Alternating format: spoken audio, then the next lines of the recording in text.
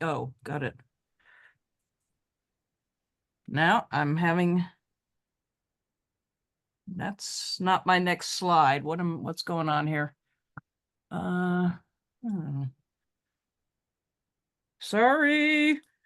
This is not what I had in mind. Okay. Strange. Fingers crossed. It's been interesting already. May it can be interesting in a different way going forward. Uh, this invitation really meant a lot to me because I actually participated in the very first track conference in 1991 and published my paper, Spaced Out Sanctuaries, in the first proceedings and published in 1993. So it's 30 years ago, more or less. And I thought track was a really good idea then. My opinion has not changed. And I want to thank everyone who's kept this fine organization rolling along ever since, especially Dr. Anna Vallis, chair of the track conference, and the members of the standing committee who've been extremely patient with me through my technological challenges. So I go back a long way in the field of Roman archaeology, but as was just mentioned in my introduction, I did take a break. I went into academic higher administration for about 7 years, 2015 to 2022, and between endless meetings and endless COVID management, I really sort of got out of close touch with the field.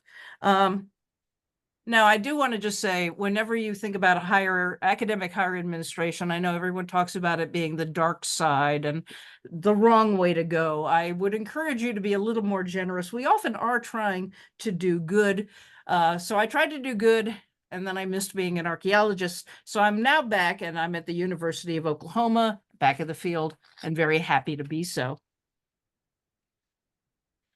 So getting back into the game in terms of field work, I'm working in Umbria in Italy at a likely Roman villa site. Those of you who know me will be astonished to hear that I am actually excavating, which is good for me. And I'd like to thank my colleagues, Claudia Bizzari and Joey Williams, for making sure I don't screw things up too badly. Another project I'm hoping to start with Nicole Sheldrick and Andy Dufton is work at a Tunisian coastal site, a port site called Aquila. We're still working our way through permits and paperwork on that front. And otherwise, I'm still looking around. What's new? What needs doing? Where should Roman archaeology be going? But I did find that, and what I wanted to use this talk to do is leverage that time out that I had to think about what I missed and to, and what changes I now see in the field after this 7 or so years. I think the hiatus has given me some interesting perspectives, and hence my title, Forward, Backwards, and Sideways. Now, these may seem fairly self-explanatory categories: forward, advances, developments, moving in the right direction. Backwards, where have we failed? Where have we stalled out? Or where have we reversed course? And sideways, where we either could have or should have or hopefully will change directions, spin things in a different way, innovate, or to put it more in slightly gloomier terms, dodge some bullets. Now, so far, so traditional. That's the tripartite organization of the field. But these are categories, and deliberately provocative in some ways. Is it always good to go forward? Is it always bad to go backwards? And what exactly do we mean by sideways? It covers a multitude of sins. But I thought for a thought experiment, just to play with, it would be fun. And it would be a way for me to catch up with what's going on out there in the archaeology of the Roman oikumene. Now, archaeology, I do not need to tell this audience, is a big tent. It's getting bigger all the time. New fieldwork, new texts, new literature, secondary and primary, new theoretical approaches, new scientific techniques, new audiences, new media, new movies, and new memes. I've just given you a couple examples there. And so, this could get kind of rowdy. So to keep things a little under control, I want to just kind of dip my toe into three pools of, 3 areas I was looking at especially to talk about today. One is, of course, the track webinar series that I'm honored to conclude. Second is my own sort of, what I've been tending to work on in my career, what's been going on since then. How has everyone done without me? And the answer is very well. And third is sort of the doings of the Archaeological Institute of America, which is the biggest organization for archaeology in North America.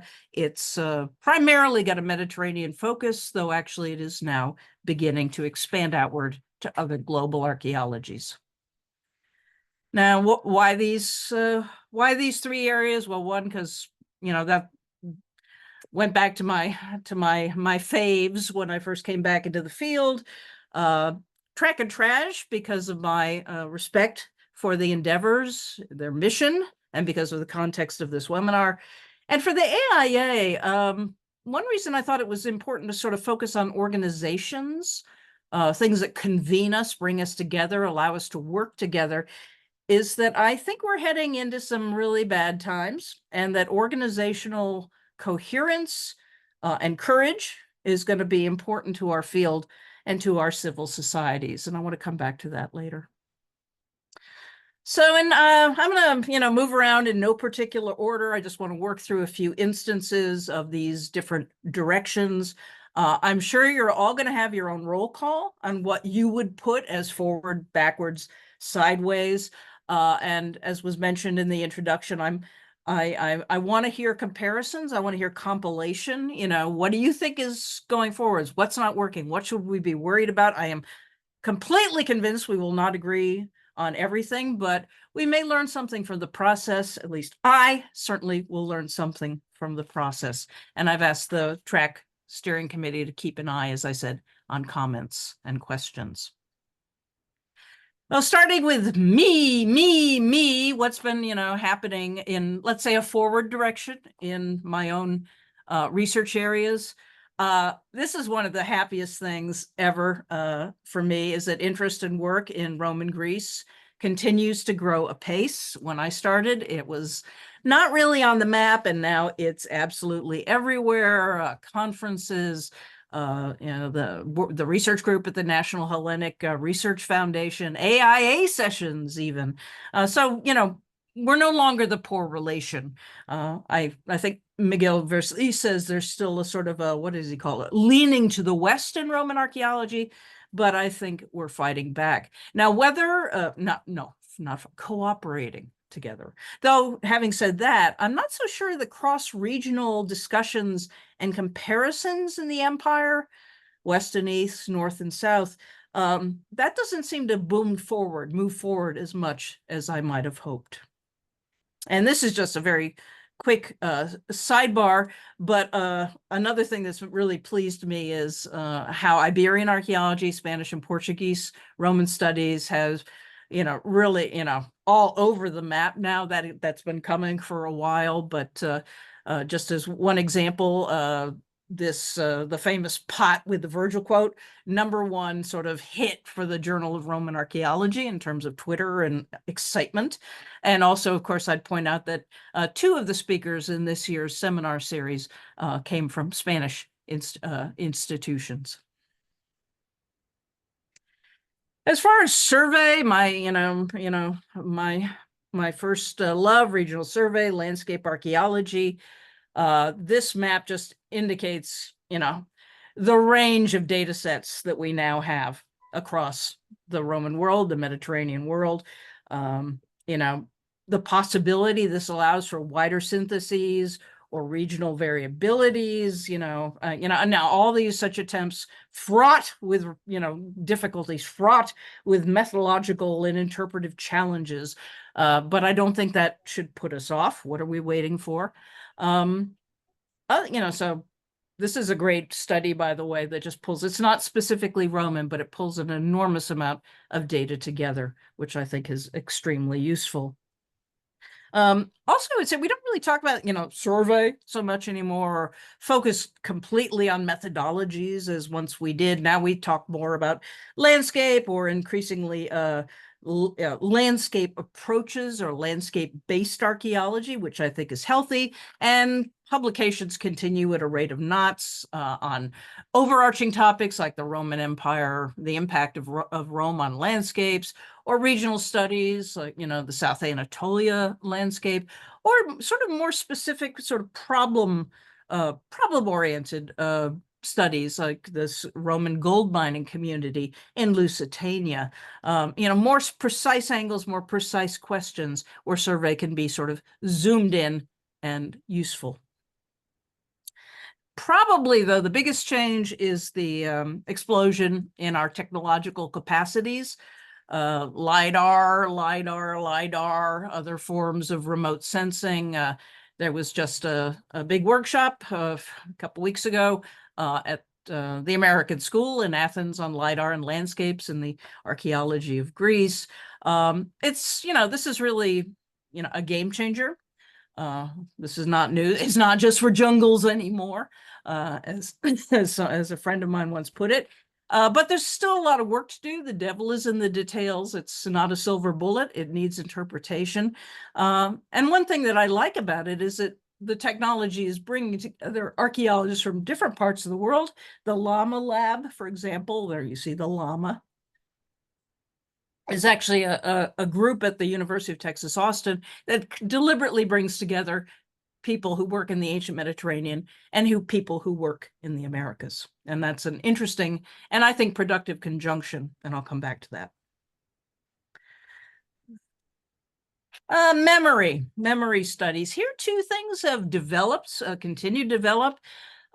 When I sort of got out into admin, memory was still kind of the gee whiz flavor of the month, standalone, this is cool, we're going to do memory kind of topic, and it wasn't a bad thing, but the study, the topic, the subject had to develop, and I think it really has. It's now more sort of a platform for thinking, for baseline thinking, baseline analysis. It's not just sort of inserted into more traditional studies as something trendy.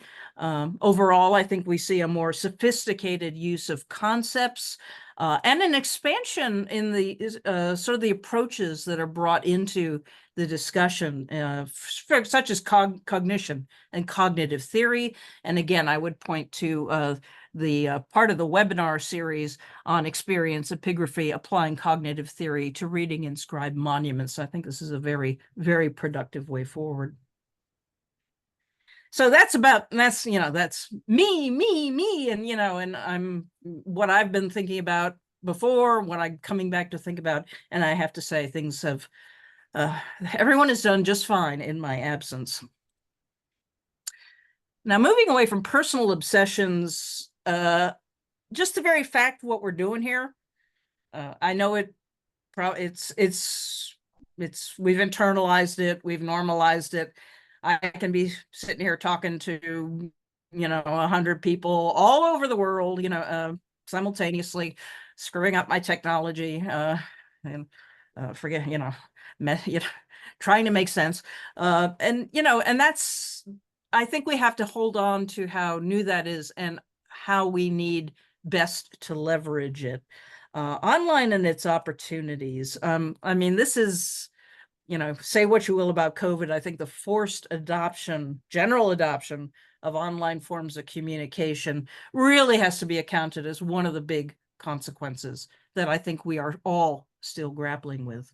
Now, I personally am old enough to prefer face-to-face discussions and conferences and convenings, elevator chats, corridor chats, bar conference, shop talk, but there are such things as carbon footprints, and there's nothing like what we can do here with speakers represented from various parts of the world, speakers represented in the track seminar series from the UK, the US, Spain, and China, speakers based and representing institutions in those countries. And I would be curious, and I would ask the organizers, how, what is the sort of the demography of the participation in the track webinar? And are we happy with it? What more could we do? I did I know MOOCs are dead, massive open online courses seem to have had their moment, but I did teach one, and I must say, with global enrollment, and I must say there was a hunger out there for archaeology, which I think continues, I think must be fed. The AIA, looking on the other side of the screen, is trying to feed it. They too have moved towards more online presentations, especially outside the Mediterranean world. These are open all the time to all AIA members, their archaeology hours, their society Sundays. Now, you can see the topics here, interesting topics. So every now and then they get a little vavumi, Easter Island, Egypt, tattooed women of ancient Egypt, Pompeii, of course, Vindeland, yeah. But I should also say that there's a commendable emphasis on cultural property and heritage issues, which has to be, that story has to be told as well. So there's some of my forwards, and some of them are stutter stepping. I'd love to know what where's your enthusiasm? Where do you think things are rocking? We could talk about archaeological science. We could talk about media like online gaming. We could talk about the next Gladiator movie, whatever. There's positives. Hang on to that. All right, so forward, sort of. I'm naturally an optimist. Forward, sort of, is how we're doing in, let's say, decolonizing the field. I'm not going to get at all deep into the theoretical discussions now, encircling that topic. But I think, and I know we're not, we have much, much more to do. But if you really think about it, the nature of the topics we explore now, have changed significantly over the past 20 years or so. It is a substantial difference. There have been some good studies of this in TRAJ. I just cite two here, Nikki Garland's bibliometric analysis of the track community, and Hanscom and queries from track to TRAJ, widening debates in Roman archaeology. So, and these, the numbers in the graph you see is, identity, society, ritual, landscape, space.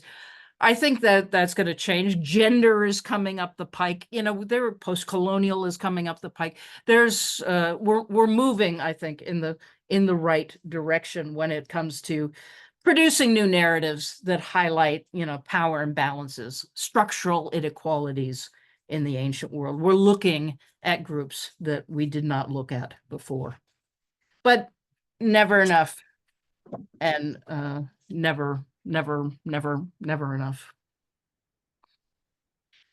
Another area where we're moving forward, and I know, probably depends on your generation. I'm, of an age that I can see the glass is half full. Many of you may see the glass is half empty when it comes to the balance of gender representation in the field. But women taking the lead. Look at the track chair and members of her team, the preponderance of women speaking in the track seminar series, the TRAJ, which the Theoretical Roman Archaeology Journal, founded in 2017, has been helmed since 2024 by Emily Hanscom. So I give you the schedule of the track, and over here, I just couldn't resist this. I wanted a nice front page of TRAJ to show you, and this popped up. 3D imaging is a public engagement tool investigating an ox cranium, and I thought, talk about public outreach. That's as good as it gets. Now, track and TRAJ have always been big players in creating a platform for successful female archaeologists. Eleanor Scott, said about 10 years ago that, she said it was essential for leading to women's work being, quote, revalued from being just whatever it was. And I remember these days well: small finds, gender stuff, babies, vase painting. There are things like, art, not being actual archaeology. And that's, that we still run into it, but it's a lot rarer. And I should also add that the AIA also has a strong tradition of female leadership. Liz Green at Brock University is president right now. Another sign of some forward progress is women directing fieldwork projects. It's still not great, but it's better than it was when I started up the pike. This is from that article by Nodell et al. 2022 on a Mediterranean survey, not just Rome, but Mediterranean. And you see, I love the Easter egg colors here of yellow and purple, but the gender of survey project co-leaders, and changing numbers by area, by region, but also over time. And the upward trend, if you look at the graph, the upward trend is positive for greater involvement of women, up and down and up and down, but we are getting, we are making our mark. Now, where we've been markedly less successful is in attacking the wider problem of diversity, especially racial and ethnic diversity, diversity in what we call in the States SES. I don't know if that's commonly used in the UK and in Europe. Socioeconomic status, it's income, it's educational achievement, it's subjective perceptions of social status, social class. It's an enormously powerful barrier for many students. So I say, if we're improving on gender, at least in terms of binary male-female categories, we're not doing great on anything else. And I give you a quote from the Haystout, Ernie, and Nakasis article. As they say themselves, this will surprise absolutely no one, but they felt it was important to empirically document, and they do that with surveys. They do it with statistical means, and this is just one of their sort of result graphs over in this. It's an interesting and quite depressing read, but they're not alone. There have been a lot of calls for studies such as this recently. Nikki Garland and in the biometric paper called for closer documentation and measuring, within the track community, which I'm sure that was in 2021. I'm sure it's been done by now. AJA, again, the Haystout, Ernie, and Nakasis article. There's Hanscom, I mentioned earlier, from Track to Trash, widening debates. And then there's from Open Archaeology on class and elitism. So it's a topic, and this is what, 2018, 2023, I can't, my own face is blocking it, but 2021, something like that. So, and the beat goes on, as they say. The AIA had their own set of webinars on critical conversations on race, teaching, and antiquity. And then in Trash 2021, Zina Kamash is rebalancing Roman archaeology. Well, you see the title, Disciplinary Inertia, which she calls it, to decolonial and inclusive action, and that maze of bubbles down below are just some of the the interconnections of research and teaching with legacies of colonialism and knowledge production structures of power. So the results are clear. We are not making much progress. The suggestions for improvement are many. More support for language training, the development of bridge MAs, fieldwork support. It is crazy what many field schools cost. More diversified teaching of Roman topics, decolonized reading lists. Publishers are getting into it. For example, insisting on including full names of authors so that, to prevent those assumptions that, someone with an initial is automatically a man. So working on that. And there are positive signs that, people are paying more attention. People are actually doing things about this. Traj makes this statement offering PhD students and early career researchers open access, free of cost. That ain't chopped liver, as we say in the States. I give you a list here of various coalitions that are working to improve access to the field, diversity in the field. I'd like to point out nice people. Cool name, Fig Leaf, first generation low income federation that is a relatively new US organization trying to reach out to, first gen folks who are first in their family to try to go in this direction and to help them out. Now, and all of these are, obviously valid and essential avenues to explore. But as we also all know, many things in the world are trending in the wrong direction for improvement. And some of us are much more in the front lines than others. Like I said, I'm now in Oklahoma, ruby red state in the middle of the heartland of America.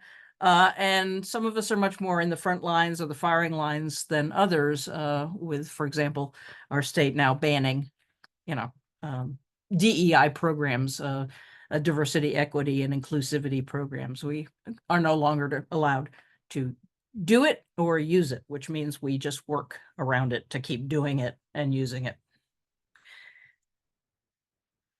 So the general health of the field of Roman archaeology, how am I doing here? General health of the field. Well, the UK, it's always strong. You have stuff in your own backyards in the UK and in Europe. In the US, we do not. Never underestimate the jealousy factor. But if we just look at the AIA and what they honor, what they recognize, Roman does pretty good. The AIA has a gold medal. You see the owl there. In the past 10 years or so, 14 to 2024, 4 out of the 10 winners of the best archaeologist to be honored, Romanists primarily. Best book, the James Wiseman Award, 5 out of 10 were on Roman topics. I also give you the gender ratio there. And in terms of paper presentations at the AIA, we are kind of crushing it, really. This is really poor research on my part. These are very rough numbers. Just kind of went through all the titles and periodizations identified in the titles. Here we go, 2014, Bronze Age 27, Greek 19, Roman 59, so we can sort of sit here and smirk. 2024-ish, Bronze Age 12, Greek 20, and Roman 84. And you see a picture of the AIA in action and the dynamic environment that it provokes down to the right. Now, this is very, cheesy, quick sort of approach. But, it's something to note. One reason I think behind this is that there's a very active research interest group, Roman Provincial Archaeology Interest Group, and I think a couple folks from that community are on the line. Basically, what this research group, which is about 10 years old, did was to advocate for provincial archaeology, which 10 years ago needed it at the AIA. It was Rome or Italy or Pompeii or not much else. That's not the case anymore, if we still want to talk about provinces. And one thing that I want to come back to perhaps is that they're starting up a sort of a pedagogy project to work on accessibility to the wider Roman world for students in the US, but I hope elsewhere as well. Now, you could say, okay, we're doing great. So what is our problem? What, why is this not a forward plus, a success? Well, I worry about the imbalance in the field. I think it could be potentially retrograde. More than that, I worry about why the heightened appeal, and I hate to do this to you, but everyone has to see, the meme of the moment and some spin-offs from it. Are men obsessed with the Roman Empire, blah, blah, blah, Now, this is something you could talk about forwards, backwards, or sideways. It made Saturday Night Live, is all publicity good publicity, or is this something a little unnerving? And, I see all of those, but I do think it is a little unnerving. I think it may be a matter that, our minds are turning to considerations of asymmetrical power relations, avalanching inequality, strongman politics, territorial expansion, dispossession, displacement, and genocide. We are now challenged by wars and with demands to conceive of trauma and loss and dispossession. And, and what we can and should do about it. And where better than the Roman Empire, apparently, to illustrate and to exemplify such matters, to allow that kind of thinking, and perhaps to justify that kind of thinking. Now, we all know awareness of a global situation always shapes our work. But I do wonder if we're seeing something of a generational change, even from just a few, 10 years ago, or even less, from more optimistic, more neutral readings of the empire to darker views of a darker side. I don't want to go too far with this, but I think our global discourse has changed, is changing, and we must change with it. So if the world is going backwards, how should Roman archaeology respond? Or better to say, how should Roman archaeologists respond? Do we jump on the bandwagon or feel superior to it? Do we jump on the bandwagon or reject it, avoid it? Do we jump on the bandwagon and subvert it? I think at very least we should be aware of the bandwagon and what and who might be driving it. And that brings me to sideways and collaboration, because I think we better buckle up and work together as much as possible as Roman archaeologists, share resources, recognize common themes, opportunities, common cause in what are definitely going to be tougher times.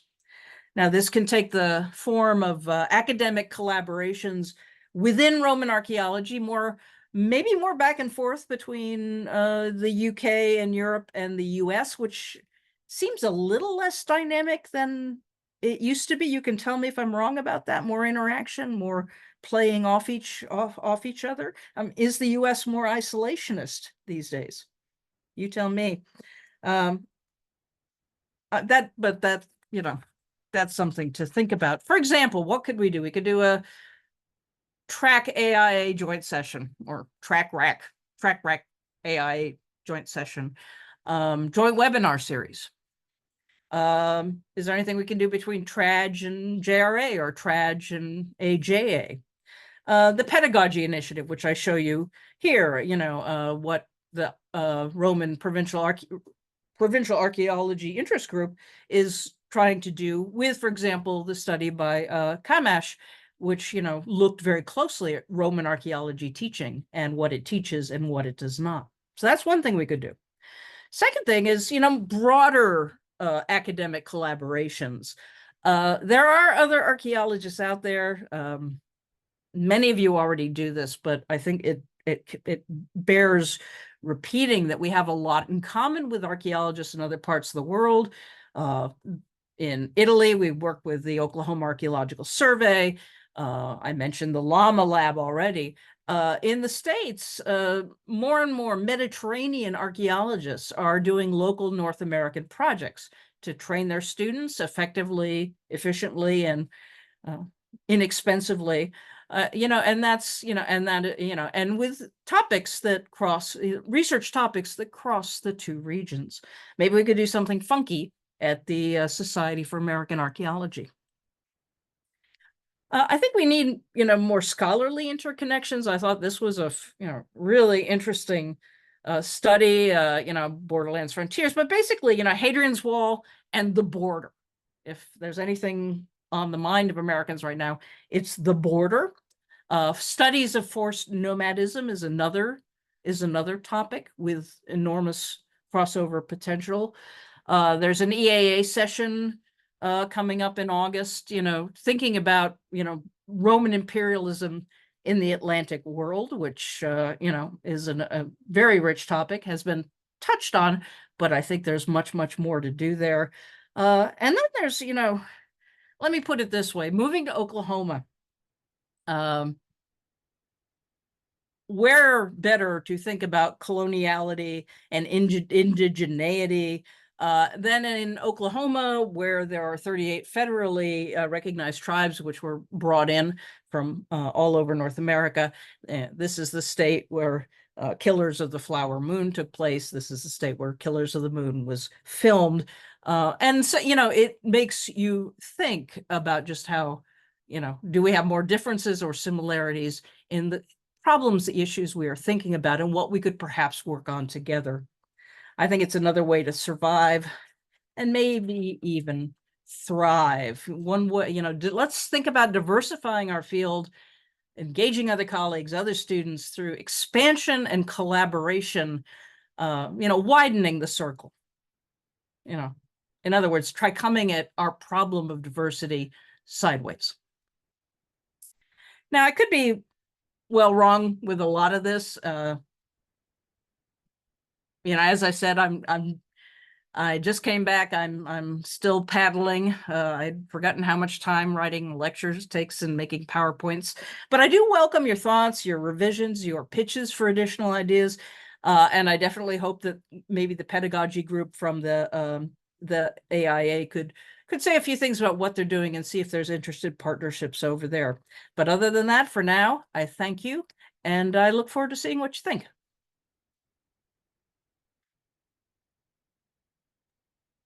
Thank you very much, Sue. That was absolutely brilliant. I very, very, very thoroughly enjoyed this.